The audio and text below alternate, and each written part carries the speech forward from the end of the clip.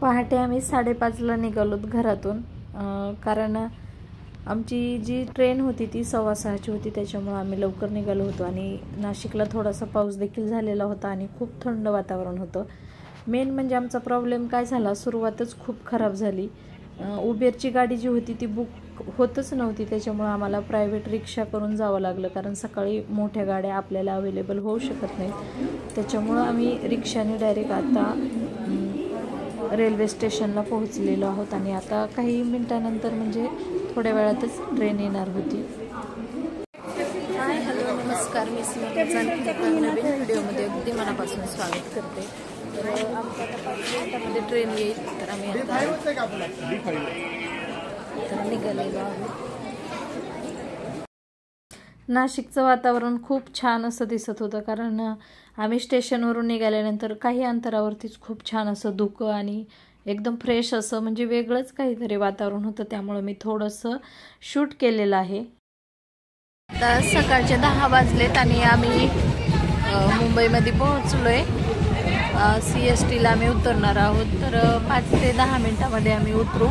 त्यानंतर बघूया पुढचं काय आणि कसं फिरण्याचं नियोजन आहे ते मी तुम्हाला म्हणजे याच व्हिडिओमध्ये समजणार आहे, तर हा व्हिडिओ तुम्ही कंटिन्यू करा। CSTला उतरलोय आता, 11:15 वाजलेत। आता बघूया, नाश्ता वगैरे करून मग गेटवेला जाणार आहोत, कारण तिथून आम्ही पॅकेज घेणार आहोत पूर्ण मुंबई दर्शनचं। तर बघूया आता जे होईल ते मी तुम्हाला या व्हिडिओमध्ये दाखवणार आहे।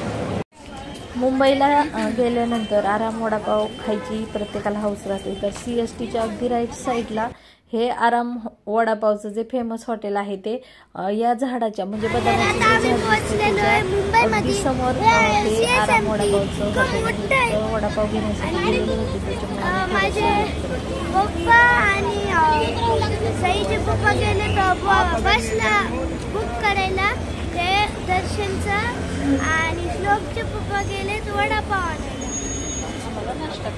आम्हाला नाश्ता करायला, कारण खाल्लं नाही, चांगलं नाही खाल्लं, छान नाही खाल्लं। मुंबईमध्ये गेल्यापासून म्हणजे खूप जास्त गरमी आणि खूप जास्त गर्दी याची आम्हाला सवय नाही, त्याच्यामुळे खूप जास्त त्रास झालेला आहे। आता नाश्ता करून आम्ही बसमध्ये बसलेलो आहोत आणि बसमध्ये आम्हाला शेवटी जागा भेटलेली, कारण आम्ही थोडा वेळ नाश्ता वगैरे करण्यासाठी लेट झालेलं। तर CSTच्या म्हणजे जे गेट आहे त्याच्यापासून सुरुवात होती की तुम्ही हे पॅकेज घ्या, तुम्हाला आम्ही दिवसभरामध्ये एवढे पॉईंट्स दाखवू, एवढं सर्व फिरवून आणू, परंतु त्यांच्यावरती कोणत्याही गोष्टीचा भरोसा ठेवण्याच्या लायक हे लोक नाहीत, कारण आम्हाला देखील फसवलेलंच, म्हणजे आम्हालाच म्हणण्यापेक्षा या बसमधील सर्व लोकांना या बसवाल्यांनी फसवलेलंच आहे। पर हेड 200 रुपये असं त्यांनी तिकीट घेतलेलं बसचं चार्जेस। तर मुंबईमध्ये फिरण्यासाठी खूप सारे छान छान पॉईंट आहेत, परंतु ज्यांना व्यवस्थित माहिती नसेल किंवा आपण पहिल्यांदा गेलेलो असो तर नक्कीच आपली फसवणूक होणार हे आपण गृहीत धरूनच चालायचं आहे, किंवा परिपूर्ण माहिती घेतल्याशिवाय तुम्ही मुंबईमध्ये फिरण्यासाठी अजिबात जाऊ नका।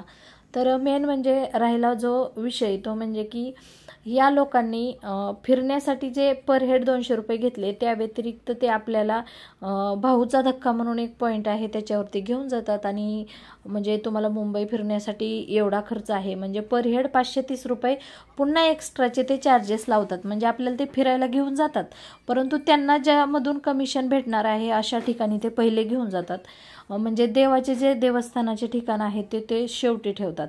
म्हणजेच याच्यातून काय की कमिशनसाठी ते फक्त हे करत असतात। सुरुवातीला ते आपण बसूपर्यंत खूप छान व्यवस्थित बोलतात आणि त्यानंतर व्यवस्थित ते माहिती देतही नाहीत आणि व्यवस्थित सर्व्हिस देखील त्यांची नसती। टाईम वगैरे जरी असला तरी त्यांची ते म्हणजे व्यवस्थित नियोजन करत नाहीत, ते फक्त पैशासाठी लोकांची फसवणूक करतात। कोणीही तुम्ही मुंबईला फिरायला जाणार असाल तर अजिबात या लोकांचे म्हणजे बसेसचे चार्जेस तुम्ही देऊन फिरू शकता, परंतु कुठल्याही प्रकारचं म्युझियम वगैरे दाखवण्यासाठी जे चार्जेस वगैरे लागतात ते आपापले म्हणजे स्वतः जाऊन तिकीट काढलं तर तो आपला स्वतःचा फायदा असेल किंवा आपली स्वतःची बचत असेल। या लोकांच्या नादी लागून फिरण्यासाठी म्हणजे योग्य नाही असं माझं मत आहे, कारण आमचा पैसाही वेस्ट गेला आणि मेन म्हणजे आमचा वेळ, कारण आमच्याकडे लहान लहान मुलं असून देखील आम्ही पूर्ण दिवसभर बसमध्ये होतो. 12 तास आम्ही पूर्ण वेळ बसमध्ये असल्यामुळं व्यवस्थित जेवणही नाही आणि कुठल्याही प्रकारचं म्हणजे व्यवस्था नसल्यामुळे आम्हाला त्रास देखील झाला. लहान मुलांनी आमच्या त्रासही दिलेला आणि त्यांनी आम्हाला सांगितलेलं की तुम्हाला 7:30ला आम्ही CSTला सोडू. सकाळी त्यांनी आम्हाला 11:30ला घेतलं आणि 7:30ला सोडू अशा बोलीवरती ते आम्हाला म्हणजे तेवढ्या वेळात तुमचे सर्व पॉईंट कव्हर करू हे सर्व सांगून आम्हाला गाडीत बसवलं. परंतु तसं न होता आम्हाला रात्रीचे 11:30 वाजले तरी देखील ते म्हणजे व्यवस्थित बोलतही नव्हते आणि सोडायलाही तयार नव्हते.